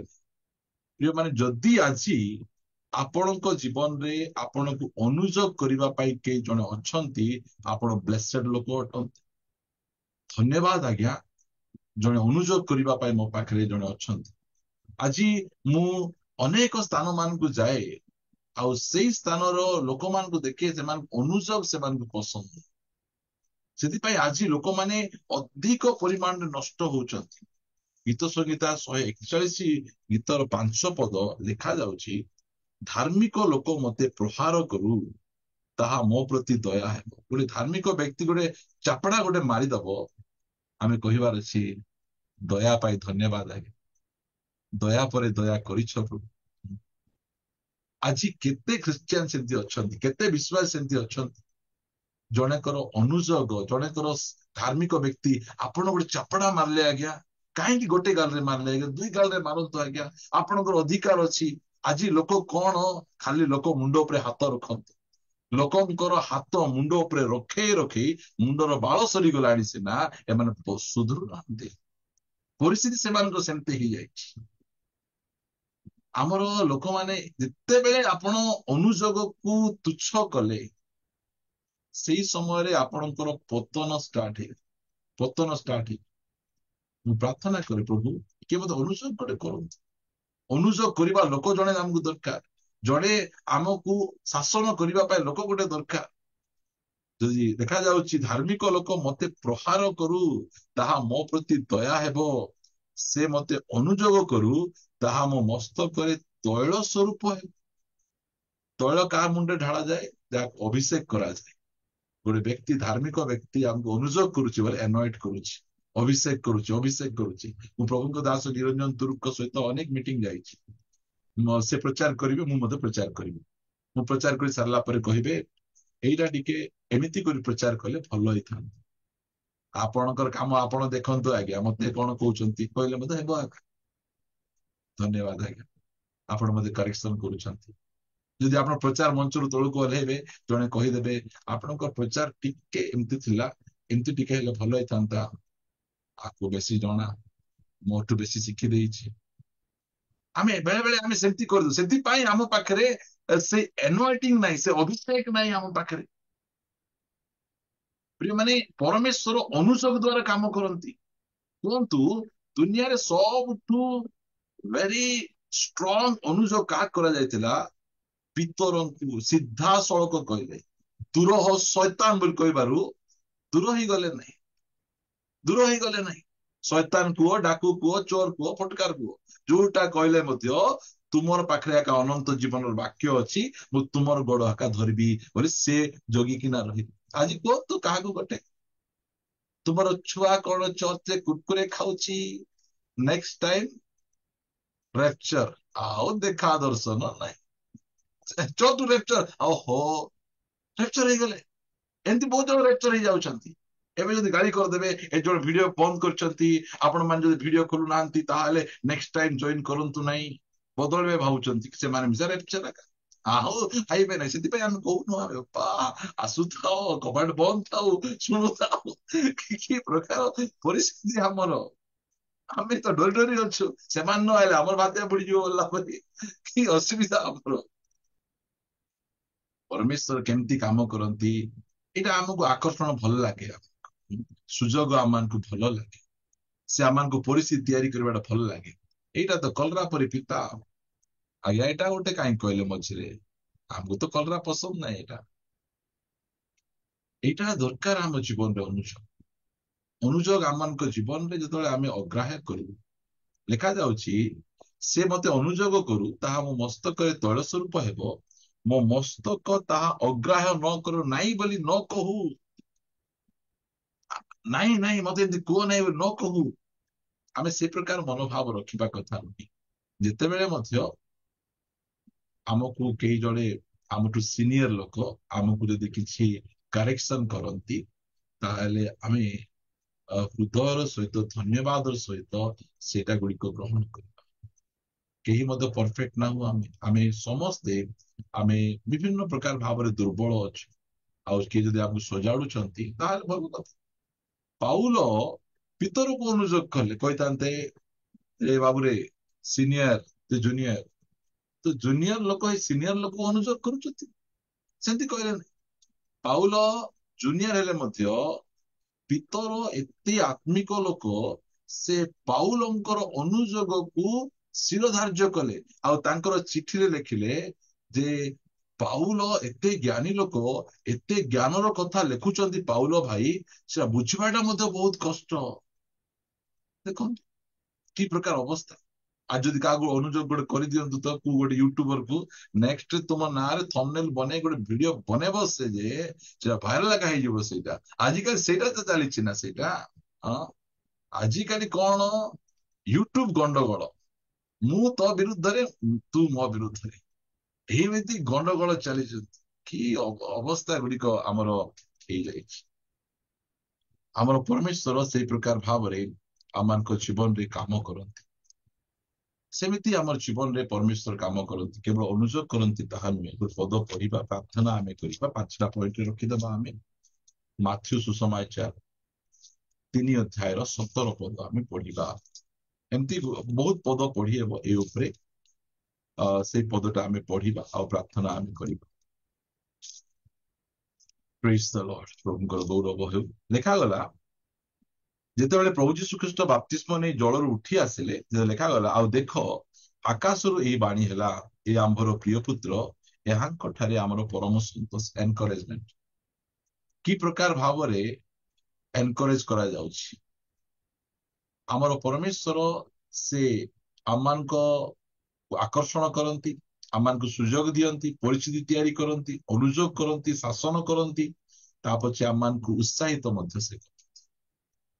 ପ୍ରଭୁ ଯୀଶୁଖ୍ରୀଷ୍ଟଙ୍କୁ ସେ କେମିତି ଏନକରେଜ କରୁଛନ୍ତି। ଏ ଆମ୍ଭର ପ୍ରିୟ ପୁତ୍ର, ଏହାଙ୍କ ଠାରେ ଆମର ପରମ ସନ୍ତୋଷ। ଏତେ ଏନକରେଜ ୱାର୍ଡ ସେ ପ୍ରଭୁ ଯୀଶୁଖ୍ରୀଷ୍ଟଙ୍କ ବିଷୟରେ କହୁଛନ୍ତି। ମଣ୍ଡଳୀର ସବୁଠାରୁ ଉତ୍ତମ ବ୍ୟକ୍ତି, ଆତ୍ମିକ ବ୍ୟକ୍ତି କିଏ ଅଟେ? ଯିଏ କି ଅନ୍ୟକୁ ଉତ୍ସାହିତ କରେ। ଆଜି ଆମର ମଣ୍ଡଳୀରେ ଉତ୍ସାହିତ କରିବା ଲୋକ ବହୁତ କମ। ପରସ୍ପରକୁ ଉତ୍ସାହିତ, ଜଣେ ଜଣେ ଗୀତ ଗାଇକି ତଳକୁ ଓହ୍ଲାଇଲା ପରେ, ଗାଇଛି ଗୀତ, ଆଠୁ ମତେ ଭଲ ଭାବରେ ଜଣା, ଏମିତି ମୁହଁ ମୋଡି ଦଉଥିବେ ସେମାନେ। ଏମିତି କହିଲା କଣ ଏସବୁ ଯାକ ଏଇଟା। ଆରେ ଏନକରେଜ ଟିକେ କରିବା କଥା। ଓ ବହୁତ ଭଲ ଗାଇଲ, 100% ହେଲେ ମୁଁ ଏନକରେଜ କରିବି। ଏନକରେଜ କରିବା ଲୋକ ମଣ୍ଡଳୀରେ ଦରକାର। ପରମେଶ୍ୱର ଆମମାନଙ୍କୁ କୌଣସି ସମୟରେ ଆମମାନଙ୍କୁ ସେ ଡିସ୍କରେଜ କରନ୍ତି। ସେଥିପାଇଁ ପରମେଶ୍ୱରଙ୍କର ବିଷୟରେ ପାଉଲ ଲେଖୁଛନ୍ତି ରୋମିଓ ଏହାର 15 ଅଧ୍ୟାୟରେ, ରୋମିଓ ପୁସ୍ତକ 15 ଅଧ୍ୟାୟରେ 5 ପଦରେ, ଧୈର୍ଯ୍ୟ ଓ ସାନ୍ତ୍ୱନାଦାତା ଈଶ୍ୱର ତୁମ୍ଭମାନଙ୍କୁ ଖ୍ରୀଷ୍ଟ ଯୀଶୁଙ୍କ ଅନୁରୂପରେ ପରସ୍ପର ଏକମନ ହେବାକୁ ଦିଅନ୍ତୁ। ଆକ୍ଚୁଆଲି ଏଠି ଯୋଉ ଧୈର୍ଯ୍ୟ ଆଉ ସାନ୍ତ୍ୱନା ଲେଖା ହେଇଛି, ସାନ୍ତ୍ୱନା ନାହିଁ, ଏଇଟା ପ୍ରକୃତରେ ଉତ୍ସାହଦାତା ଈଶ୍ୱର। ଧୈର୍ଯ୍ୟ ଓ ଉତ୍ସାହଦାତା ଈଶ୍ୱର ଆମମାନଙ୍କ ପରମେଶ୍ୱରଙ୍କ ପାଖରେ ଏତିକି ଟିକେ ମଧ୍ୟ ଡିସ୍କରେଜମେଣ୍ଟ ନାହିଁ। ତ ଦେଇ ହେଇପାରିବ। ବେଳେ ବେଳେ ଆମର ମା ବାପା ମାନେ କହିବେ, ଗଧଟା, ମୂର୍ଖଟା, ତ ଦେଇ କିଛି ହେବ ନାହିଁ, ତୋ ହାତରେ ଖଡା ସିଯିବ ନାହିଁ, ତୋ ହାତରେ ଅମୁକ ହେବ ନାହିଁ, ସମକ ହେବ ନାହିଁ, କୁଟା କହିକିନା ଡିସ୍କରେଜ କରିଦେବେ। ମାତ୍ର ଆମର ପରମେଶ୍ୱର ଲେଖାଯାଏ, ସେ ସୁଧୁମ ସଳିତା ଲିଭାଇବେ ନାହିଁ, କି ଛେଚା ନଳ ମଧ୍ୟ ଭାଙ୍ଗିବେ ନାହିଁ। ବୋଲେ ସେ ଆମକୁ ଉତ୍ସାହିତ କରିବା ପରମେଶ୍ୱର। ମାନେ ପରସ୍ପରକୁ ଆମମାନେ ଉତ୍ସାହିତ କରିବାଟା ଶିଖିବାର ଅଛି। ପରସ୍ପରର ଗୁଣକୁ ନେଇ, ଚରିତ୍ରକୁ ନେଇ ଆମେ ପରସ୍ପରକୁ ଉତ୍ସାହିତ ଶିଖିବାର ଅଛି। ଆଜି ସେଇଟା ମଧ୍ୟ ଧୀରେ ଧୀରେ ମଣ୍ଡଳୀ ଗୁଡିକରେ ବିଶ୍ୱାସୀ ଭାଇ ଭଉଣୀ ମାନଙ୍କ ଜୀବନରେ ଦେଖାଯାଏ। ମାତ୍ର ଆମର ପରମେଶ୍ୱର ସେ ଏନକରେଜ କରିବା ପରମେଶ୍ୱର, ଆମମାନଙ୍କୁ ଉତ୍ସାହିତ କରିବା ପରମେଶ୍ୱର। ସବୁ ସମୟରେ, ସବୁ ପରିସ୍ଥିତିରେ ଆମକୁ ଉତ୍ସାହିତ କରୁଛନ୍ତି। ଯାହା ଦ୍ୱାରା କି ଆଜି ଆମେ ଏଇ ସ୍ଥାନରେ ଆମେ ଆସି ଠିଆ ହେଇଛୁ, ଆମେ ବସିଛୁ, କାରଣ ତାଙ୍କେ ଆମକୁ ଉତ୍ସାହିତ କରି ଆମକୁ ଏଇ ସ୍ଥାନରେ ଆଣିଛନ୍ତି। ଏଇ 5ଟା ବିଷୟ ମନେ ରଖିବେ ଯେ ପରମେଶ୍ୱର ଆମ ଜୀବନରେ କେମିତି କାମ କରନ୍ତି, ଆମକୁ ଆକର୍ଷଣ କରନ୍ତି, ଆକର୍ଷଣ କରି ତାଙ୍କ ନିକଟ ଜବରଦସ୍ତି କେବେ ମଧ୍ୟ କରନ୍ତି। ସେଥିପାଇଁ ମୁଁ ପାଳକ ଭାବରେ ଆମ ମଣ୍ଡଳୀର କୌଣସି ବିଶ୍ୱାସୀ ଭାଇ ଭଉଣୀ ମାନଙ୍କୁ ଏଇ ଝିଅକୁ ତୁମକୁ ବାହା ହେବାକୁ ପଡିବ ବୋଲି କେବେ କହିବା କଥା ନୁହେଁ। ଏଇ ଜାଗାରେ ତୁମକୁ ଜମି କିଣିବାକୁ ପଡିବ, ତୁମ ଘରେ ଏମିତି ରଙ୍ଗ ଦେବାକୁ ପଡିବ, ଏ ଜବରଦସ୍ତି କଥା। ଏଇଟା ଭଲ ଝିଅ, ଏଇଟା ଭଲ ଜାଗା, ତୁମେ ଚାହିଁଲେ ତୁମେ କିଣ। ଆଜି ଆମକୁ ଜବରଦସ୍ତି ଆମେ କଲେ ଏଇଟା ହଉଛି ଶୈତାନର କାମ। ଆମର ପରମେଶ୍ୱର କେବେ କାହାକୁ ଜବରଦସ୍ତି କରନ୍ତି ନାହିଁ। ସେ ଆକର୍ଷଣ କରନ୍ତି, ସୁଯୋଗ ଦିଅନ୍ତି, ପରିସ୍ଥିତି ତିଆରି କରନ୍ତି, ଅନୁଯୋଗ ଶାସନ କରନ୍ତି, ଆଉ ଉତ୍ସାହିତ ସେ ଆମମାନଙ୍କୁ କରନ୍ତି। ପ୍ରଭୁ ଆମମାନଙ୍କୁ ଆଶୀର୍ବାଦ କରନ୍ତୁ। ଆସନ୍ତୁ ପଦେ ପ୍ରାର୍ଥନା କରି ଆଗକୁ ବଢିବା। ପିତା, ଆମେ ତୁମକୁ ଧନ୍ୟବାଦ ଦଉଛୁ। ତୁମେ ମହାନ ପରମେଶ୍ୱର, ତୁମେ ତୁମର କାର୍ଯ୍ୟ ଗୁଡିକକୁ ଆମେ ଅନେକ ସମୟରେ ଆମେ ଜାଣିପାରୁନୁ।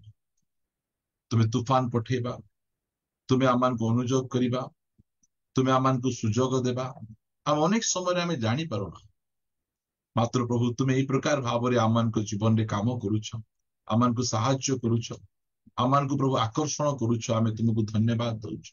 ଅପବୟ ପୁତ୍ର ପରି ଆମେ ମଧ୍ୟ ପ୍ରଭୁ ତୁମଠାରୁ ଦୂରକୁ ଚାଲିଯିବା ସମୟରେ ତୁମେ ଏଇ ପ୍ରକାର ପରିସ୍ଥିତି ତିଆରି କଲ, ଆମେ ତୁମ ନିକଟକୁ ଆମେ ଧାଇଁ ପଳାଇ ଆସିଲୁ। ତୁମର ସେ ପ୍ରେମ ପାଇଁ ଧନ୍ୟବାଦ, ତୁମର ସେ ମନୋଯୋଗିତା ପାଇଁ ଆମେ ଧନ୍ୟବାଦ ଦଉଛୁ ପ୍ରଭୁ। ଜୁନସ୍କ ଜୀବନରେ ତୁଫାନ ପଠେଇ ତୁମେ ତାହାକୁ ତୁମ ନିକଟକୁ ତୁମେ ଆଣିଲ। ଆମେ ତୁମର ଗୌରବ ମହିମା କରୁଛୁ ରାଜା। ତୁମେ ଏତେ ସୁନ୍ଦର ଭାବରେ ତୁମେ ତୁମ ଲୋକମାନଙ୍କୁ ତୁମ ନିକଟକୁ ଆକର୍ଷଣ କରୁଛ। କେବେ କାହାକୁ ତୁମେ ବାଧ୍ୟ କରିବା ପରମେଶ୍ୱର ନୁହଁ, ଜବରଦସ୍ତି କରିବା ପରମେଶ୍ୱର ତୁମେ ନୁହଁ। ଆଜି ପ୍ରଭୁ ତୁମର ପ୍ରେମ, ତୁମର ଦୟା, କ୍ଷମା ଆମକୁ ଆକର୍ଷଣ କରିବାରୁ ଆଜି ଆମେ ଏଇ ସ୍ଥାନରେ ଆସି ତୁମକୁ ପ୍ରଭୁ ଭାବେ ଗ୍ରହଣ କରି ଆମେ ତୁମର ଗୌରବ ମହିମା କରୁଛୁ ରାଜା। ଧନ୍ୟବାଦ। କାଲବରୀ ପ୍ରେଟା ନିମନ୍ତେ ମୁଁ ତୁମକୁ ଧନ୍ୟବାଦ ଦଉଛି। ତୁମେ ସଂଗ୍ରାମ ଭାଇ ତାଙ୍କର ଟିମକୁ ଆଶୀର୍ବାଦ କର, ଯତ୍ନ ତୁମେ ନିଅ। ପ୍ରତିଦିନ ରାତି ସେମାନେ ଏ ପ୍ରକାର ଜୁମ ରେ ସେବା କାର୍ଯ୍ୟ କରୁଛନ୍ତି, ଆଶୀର୍ବାଦ କରି ଯତ୍ନ ନିଅ। ଯୋଉ ଭାଇ ଭଉଣୀ ମାନେ ଆମମାନଙ୍କ ସହିତ ଜୁମ ରେ ଆଉ ୟୁଟ୍ୟୁବ ରେ ଜଡିତ ହୋଇଛନ୍ତି ସେମାନଙ୍କୁ ଆଶୀର୍ବାଦ କରି ଗୌରବ